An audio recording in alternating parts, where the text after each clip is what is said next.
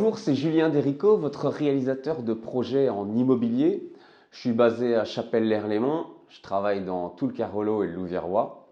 Je vous aide au quotidien par mes conseils, astuces pour performer demain sur le marché de la transaction immobilière. Vous êtes d'ailleurs libre de télécharger mon e-book gratuit, les 7 étapes pour vendre rapidement et au meilleur prix votre maison. Vous le retrouvez quelque part autour de la vidéo. On voit aujourd'hui le 5e épisode de comment visiter au mieux une maison. Alors, petit récapitulatif des épisodes précédents. On avait vu premièrement le fait d'arriver à l'avance, voir la situation, l'environnement, les nuisances, de se positionner devant son bâtiment pour en percevoir tout ce qui était possible de l'extérieur. On avait vu troisièmement l'usage de la checklist pour ne rien omettre. Checklist que vous pouvez d'ailleurs télécharger gratuitement ou la retrouver également autour de la vidéo. Analyser le bâtiment selon les 5 postes toiture, châssis, chauffage, électricité et finition générale.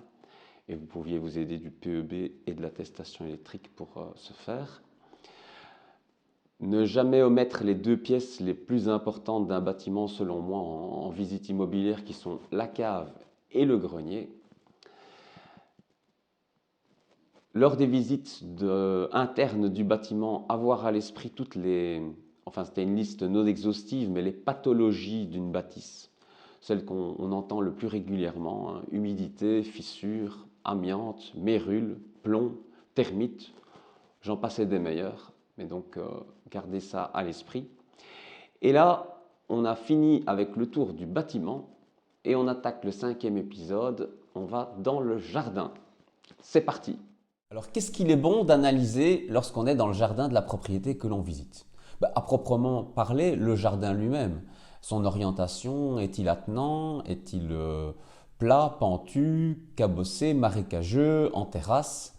Tout ça peut avoir une incidence sur la luminosité dans celui-ci, sur l'écoulement des eaux, sur la santé de votre bâtiment en général et son plaisir à y vivre.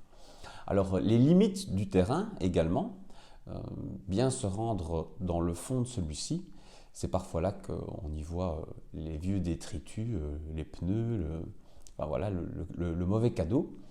Et analyser les limites, les mitoyennetés également sont importantes à prendre en compte, hein, au niveau des clôtures, des murets. Les chapeaux des murets peuvent vous donner justement une information, hein, un indice.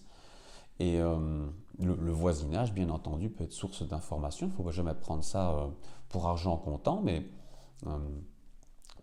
limite, mitoyenneté. Et alors, les servitudes, c'est quand on est dans son jardin qu'on peut avoir l'œil attentif sur la ruelle, le passage latéral, la petite porte qui donne chez le voisin, ou voilà, toutes des choses qui doivent vous mettre... la puce à l'oreille qui doit attirer votre attention sur le fait que peut-être il y a une servitude de passage. Alors là, il faut s'enquérir au niveau du vendeur, voir dans son titre de propriété. Mais c'est vraiment des choses à analyser. On parle souvent de servitude de passage, mais la servitude de vue, hein, le voisin qui a plein regard sur votre terrasse. La servitude d'aplomb également, c'est quand on est dans le jardin qu'on peut se rendre compte en prenant du recul que par exemple le grenier de votre voisin déborde chez vous ou que vous débordez sur la cave, dans les sous-sols de votre voisin. Tout ça peut également avoir voilà, des incidences importantes. Et donc servitude de vue, servitude d'aplomb, servitude de sous-sol, servitude d'écoulement d'eau, hein, d'égouttage,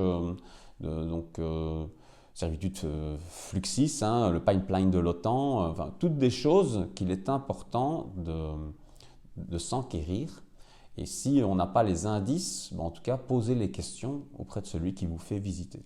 Voilà, j'espère que tout ça vous sera utile. S'il y a des questions, n'hésitez pas. Je suis là pour y répondre avec grand plaisir. Et à très bientôt pour le prochain épisode de Comment visiter au mieux une maison. Au revoir.